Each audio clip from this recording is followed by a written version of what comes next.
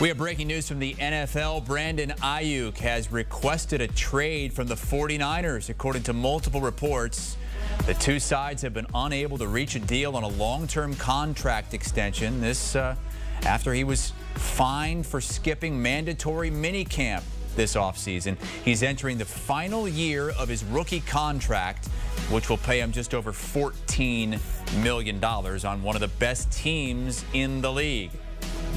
Let's get two-time Super Bowl champion Bryant McFadden in here. B-Mac, we've talked about this all throughout the offseason. I know you were thinking that this request might be coming down the pike a little bit, but this doesn't necessarily mean they're going to trade him. What do you think it means? Of course, he's making it known that he wants to get a contract. This is all about a contract up to his liking. And because he hasn't really seen the numbers come to his, viewpoint from the San Francisco 49ers, he's making it known. I want to be moved. I want to be moved. And this is something that we've seen, quite a bit during the offseason when it comes to high-level players that are looking to get a new contract. But you just gave us some key nuggets to in this entire ordeal. He's still in the midst of his rookie contract, Chris, right? So technically San Francisco, they don't have to do anything.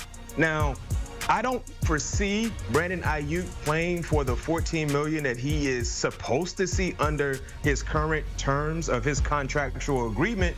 But San Francisco, they have all the leverage in this spot. And if you're San Francisco, Chris, you talked about a Super Bowl caliber team as we see it right now.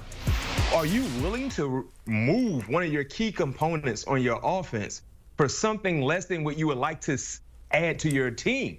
So for San Francisco, that's why we've seen this process drawn out for for quite some time, because they haven't received compensation, to say the least, that they would like to get back in return if they were to move one of their star players on the offensive side. Let's play this thing out. Let's just say the 49ers do get what they want, and maybe it's draft picks in the future. What does this 49ers offense look like without Brandon Aiyuk in it? He is their best wide receiver, right? Yes, you have Deebo Samuel, you have George Kittle, other pass catchers, Jennings. You just drafted Ricky Pearsall, talented wide receiver from Florida. But Brandon Aiyuk, as we see it right now, he is your best wide receiver. He is your best route runner. So if you take him out of the fold, it puts more pressure on the other guys that I mentioned.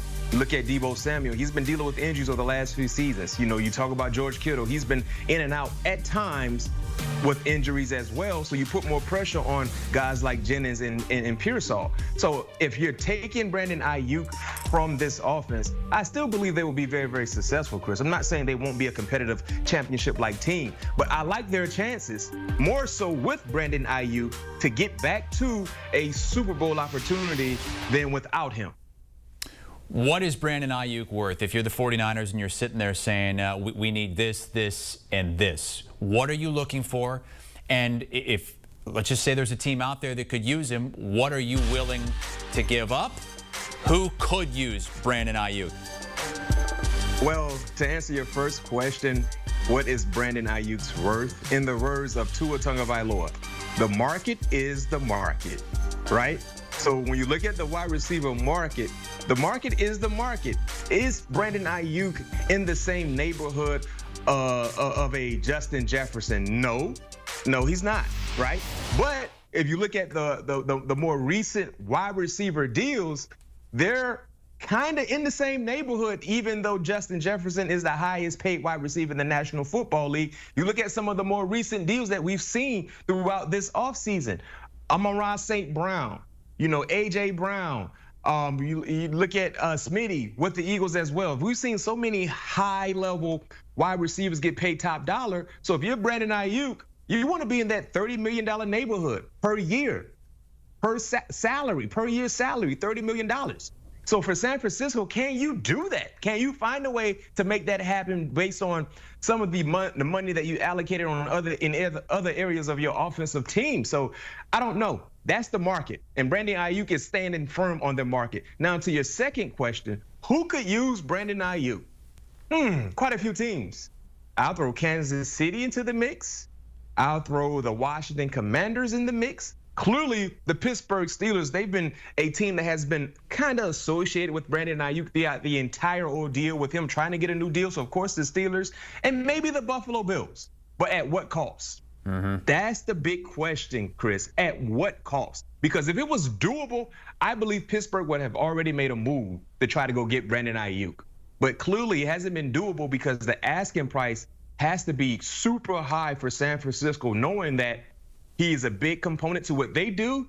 And also for a team that's going to get Brandon Aiyuk, it's not just about the resources you're giving up. You have to find a way to pay him.